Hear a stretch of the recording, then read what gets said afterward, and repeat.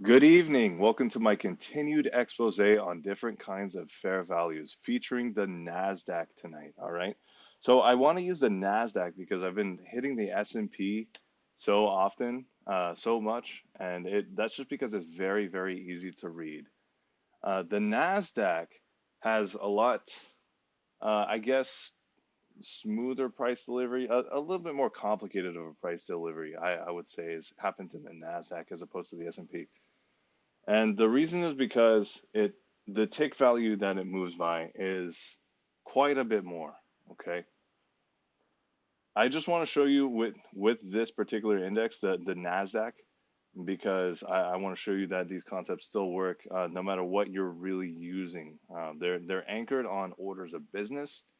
They're not really anchored on chart values, although some of them are anchored on specific values, which will honestly be pretty universal. So um, let's go over the different types of fair value that we've seen already. There is the true fair value, which is related to the big figures. In the S&P, that's the 100 levels. So like 4,900, 4,800, 4,700, 4,600. Those are the big figures. And you would imagine that in the NASDAQ, it's 1,700, 1,600, 1,500 are the big figures, but no. It is still the 100 levels, right? So that's 17,100, 17,200, 17,300, 17,400, right? Um, so when you're using true fair value, if you know how to use it, you're going to use the 100 levels, all right? And then there's the mechanical fair value, all right? So this particular kind of fair value is a little bit different. Actually, it's way different. It's very, very different. It's the open, the high, the low, and the close of the monthly, the weekly, and the daily candles, as well as the consequent encroachments of those candles. And the reason those levels are significant is because institutions, big institutions, especially like hedge funds and all that stuff, hedge funds in particular, they have to set up a delta hedge. What that is mm, you have one type of position, and usually it's a derivative, like an option. I think they could do it with futures contracts or something. And the other type of position is in the other direction. Sometimes they can even sometimes they can even hold both sides of the trades at once, but honestly, that's not even advantageous for them. Here's why. Because there is a parameter, well, it's not really a parameter, but there is a value to options contracts in particular called delta. Okay. If you take the opposite side of that trade in, well, whatever the options trade is, in some kind of a offsetting position, maybe another option, like you buy a call, you can also buy a put, and you can zero the delta that way. Or you can, for example, buy a call, and then you can sell short an equal number of that same asset that call represents. So, like for example, calls of a stock or calls of an ETF or calls of pretty much anything, then you're going to sell short either the ETF, you're going to sell short the stock, something like that, until this value delta is zeroed out. And once that happens, something very, very strange happens, and you can make money either way that that position moves, and that's the basis of hedging. Okay. Um, it requires a lot of math. Okay. So the hedge funds, they're not going to be interested in watching price action. They're not going to be interested in trying to do a delta hedge on market orders because that's just ridiculous. They're not going to be able to do the math fast enough. So what they're going to do is they're going to place their orders at these different points, which are predetermined, which generally you can find and just see in a chart because it's anchored on these institutional levels. There's a third kind of fair value that I want to talk about. All of these, fair value is a made up term, by the way. ICT made it up. Well, it's not a made up term. It's not a made up concept. But as far as it relates to charts, it is 100% a made up term. It's absolutely no ICTs. I take no credit for it. However, I take credit for the derivatives, okay? So that's the true fair value, that's the mechanical fair value, and then there's another kind of mechanical fair value, which I call sentiment fair value. That is what you see on these charts. These lines, they're going to act like mechanical fair value. They're going to be those, what's the word? They will act like mechanical fair value. And that's because they are mechanical fair value. There's order sitting there. And in fact, there's some equity dump. Um, well, yeah, there's equity dump orders that are waiting to execute there, and all kinds of stuff like that. Everything you would expect out of mechanical fair value.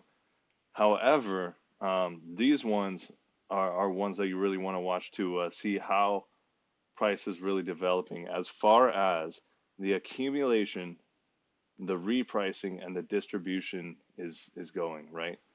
So what did I mean by that? Why did I not say accumulation, manipulation, distribution like you're really used to hearing? And that's because in this case, when judging price in this way, that the and really, in fact, mechanically, as a mechanic of the market, the manipulation is part of the accumulation, right? And the repricing is the second interesting thing, right? That's the expansion. And then there's going to be distribution later, right? So basically, that's what these lines are going to tell us, okay? What are these lines? These lines are all of the medium and high impact news events that occurred in the U.S. markets in the past 3 months, okay? It's very important that you have all of these. And I'll show you why it's not such a big deal that is this congested, okay? So when we're looking at this chart, um, basically what we want to see is if we want to see accumulation or distribution, we want to see it kind of clump up and just kind of start pinging around in between these levels, okay? So see how it's doing all this pinging around between the levels? In fact, we can go to a 4-hour chart and I can show you. There it is. See all that? See what those wicks are doing? See what those candles are doing, those bodies, all that kind of stuff? And do you see the references that we're looking at? Now, each of these levels, every single one of these individual levels is sensitive to this price action. However, we're not going to look at each of the individual ones, right? Because that's just too much data. That's too much crap on this chart. What we're going to do instead is we're going to look at it like a probability cloud, right? What does that mean? That means that this whole range inside of this, we can approach it in one or two ways. Actually, no, yeah, we can approach it one or two ways. It's either a probability cloud, if we know what we're trying to look for, or it's more of a range where we want to monitor price for certain types of behaviors. Notice I'm not seeing reactions yet. They can be used to check for reactions.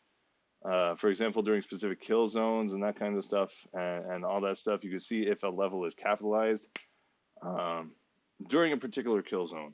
But I like to use the open, high, low, and closed mechanical fair value for that, as opposed to this stuff, right?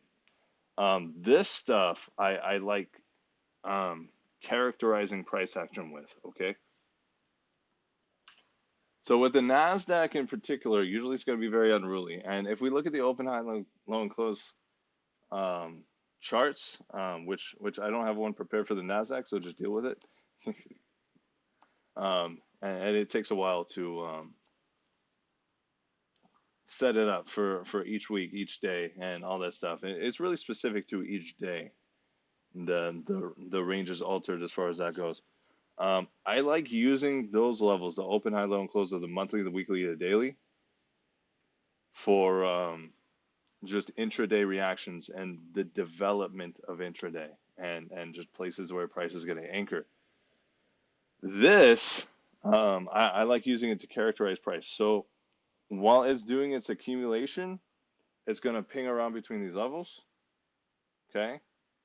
While it's doing its repricing or expansion, it's going to move, just cut right through all these levels, and it might even springboard off the levels and do all that kind of stuff. Do the stuff that you would expect to normally see from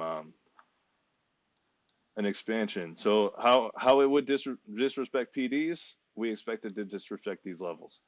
And in fact, PDs are anchored on these levels. If you did not know that. So yeah, the more you know, the more you know. Anyway, I want to see the accumulation for the week. What day is this? This is Monday, right? So what's it going to likely do? What's it going to attempt to do? It's going to accumulate for the week. Okay, what did it do? It ran through all these levels. It came back and it started pinging around between levels, right? So that's accumulation, right? Tuesday, what's it going to do? What did we have? We had a rate release on this Tuesday. So it may want to accumulate. That would be disingenuous to say that I expected it to do that. And that was why price action was a little bit difficult for me to read on this Tuesday. I thought that maybe we wanted to form a high up here or something because that was what might have happened during that rate release. However, the NASDAQ did not want to do that, all right? So the NASDAQ had other plans. The NASDAQ wanted to accumulate some more. So what did it do? It bounced around between all these levels. Was this a complicated interaction? Were all of these, every single one of these levels sensitive? Yes. Would you do well? Would you be well served to simply expect respect out of any of those one levels? No, you would not. You need to imagine that this is a range in some form or another. If you were to expect this to go down, you would look at this as a probability cloud. All right. So the closer towards the middle, the higher the probability that is going to displace lower. Okay. If you're bearish. And the further to the top or to the bottom, the lower the probability, okay? And that's how a probability cloud works in a nutshell. You don't really need to know all the math and all that stuff. It's really complicated and it's unnecessary. You don't need it, right? You just need to know the middle one's higher probability, the outer one's lower probability, right? Same thing here. Middle one's higher probability, outer one's lower probability, right? Um, so as it's banging around doing its accumulation, goes higher, and it interacts with that probability cloud again. Boom, boom, and you could expect it to go lower. I would not expect it to go lower. Why not? Because Tuesday decided to move higher. Okay, and actually in the S&P, I think that we had support for the idea that the Nasdaq would move higher. But I digress. We're not talking about that right now. We moved up. Boom. What time is it? 6 in the morning? That's a kill zone, right? 7:15. That's definitely a kill zone, right? So what's the interaction with the cloud? The high probability, right? That does not mean 100% that is moving higher, okay? And that does not mean 100% that is not going to dig through this lower, okay? That just means that when you're looking at this and you're basing an idea off of this, it's much higher probability that it's going to play out, okay? So then we reprice, boom, boom, boom, higher, okay? This is not something that I wanted to see, but it is something that's permitted. It's something that's allowed. What is this? This is our distribution, okay? So see, it really, the NASDAQ needed to print all of its news, right? So it needed to print all of its sentiment fair value. So we had one here. I honestly forgot what that was. I believe this was Fed Speaker Barkin, and there was Fed Speaker Master, right? So Master was festering at the mic, and well, Barkin was barking at his dart bull. So I guess that's what happened to this. I guess that's what caused this price action to do what it did. And this chop, this could be viewed as trying to move higher. So this could be viewed as trying to do more expansion.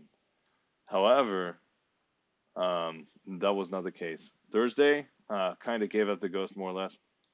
We drove down and we did this. What is this? Bouncing around between these levels and bouncing around between these levels. That is solid distribution. Okay, that is unmistakable, right? So before you could see this as distribution, and you could kind of be like, okay, maybe we're changing the character of the market, right? And if you're reading the actual character of the market, you can see that these wicks are they went from being just very well behaved, nice candles into this is what Albrecht would call nettles. Okay, usually when he's talking about nettles, um, especially in stocks and in stock indices like the NASDAQ, the wicks, which are like this, that's what he's going to call the nettles, but they're going to occur during lunch. And that lunchtime price action where it's just kind of really, really wicky. In fact, I think I can show you an example. Hmm. I can show you an example outside of the lunchtime. This is what you would expect during lunch. So see how the wicks at the top and the bottom, they form this really spiny, really prickly price action. And yeah, that's just as prickly to your bottom line as it looks like it would be prickly to your hand if you were to reach out and grab it. So yeah, that not something that you'd want to touch. However, it is a sign of distribution, and particularly it's a sign of distribution under very low, um, well, very low liquidity, right? So when price wants to stay in one place, when price is held in one place, and it's just to the upside and the downside, it's allowed to take liquidity. It's going to form these really sharp, really nasty wicks. And in fact, hmm, sometimes it does that while it's trending. Okay. I think I have an example. I do have an example. Okay, so right here, take a look at this. See this uptrend here? You see the wicks to the upside and the downside? Um, what that is that basically they're accumulating all the way up that uptrend, I guess.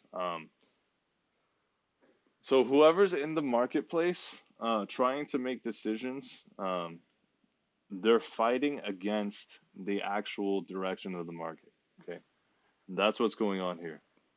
So it's creating these wicks. It's creating basically this huge, insane headwind and all that stuff. Actually, during August, we had a day like that, a full day like that. It was totally, completely only an uptrend. And it even pumped up to 420, 420 figure, and at 420 in the afternoon. By the way, it was whoever that market maker was. They had a sense of humor. However, what was happening was price action was fighting the move the entire time, and that can happen sometimes, especially in very illiquid markets like this. Price action is more prone to, number one, fight the direction of the marketplace, and number two, be really, really loose like this, okay, around very specific levels and not be able to move anywhere. So if you watched this intraday price action here, well, that's enough about that. That's enough about that. We're still talking about these levels. So you can see how when we did our trend for, I believe that's the trend of the week, actually. Um, we just started cutting through these levels like they were nothing, okay? And then all of a sudden, we started respecting these levels. We started coming back to these levels, and we started using these levels as monkey bars. And it was completely different relationship with these levels. We were married to them. So we started by leaving them behind, throwing them away, and that's the reprice. And then the distribution, all of a sudden, we're using them as a scaffolding for our price action, right? So And the reason is because these are levels of mechanical fair value. So every time one is touched, it's going to put some candy out of it, right? So, so yeah, every time one of those levels gives up some of its liquidity, that's more levels for, well, that's more liquidity for whoever's in this market to square up their positions. That's what distribution is all about. Okay.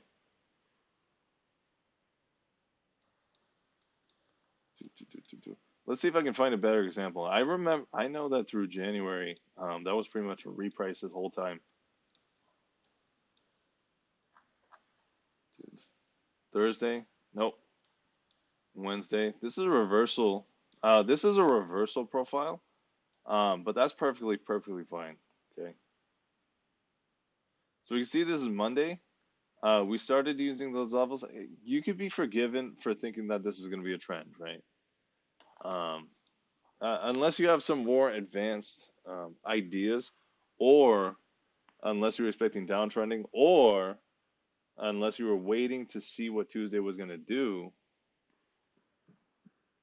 excuse me, then this could fake you out. This could make you go long, right? So he was bouncing around between the levels, and then it started cutting through. This looked like it was going to be expansion, and for the day, it was an expansion. Okay, so this not only works on the this not only works on the level of the weekly profile and the monthly profile, but this also works on the level of the daily profile. This can tell you a lot about how the day is progressing. Okay, so see how we come down here and we cut through. So we cut through all of these levels. What did I tell you about the probability cloud?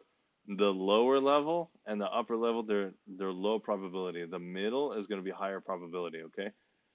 So we dig all the way down through, come up, and we drop down. This, I don't think this would be a short. I would not take that as a short, especially not with only the information on this screen.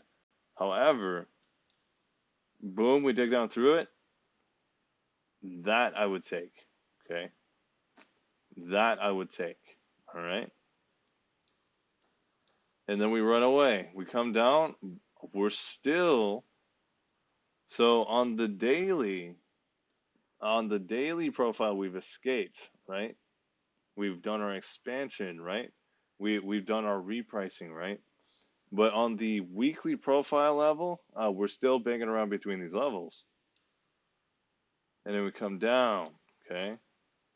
Still banging around. I believe this is the 31st of January. So I believe this was an FOMC of some kind.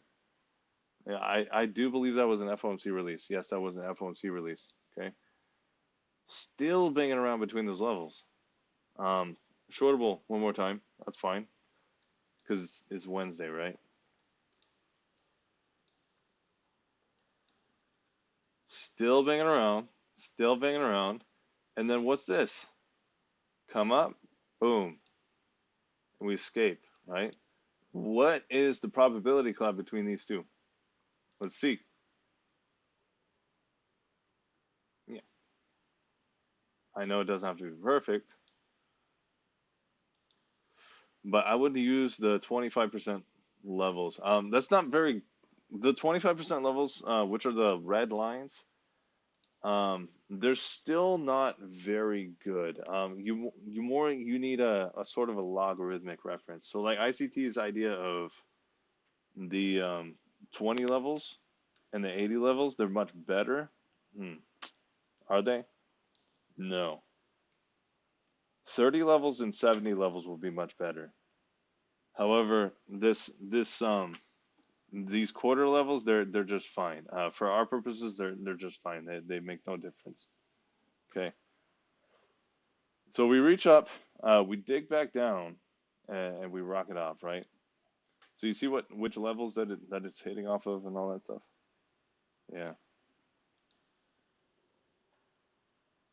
That's a way that you can measure the probability cloud.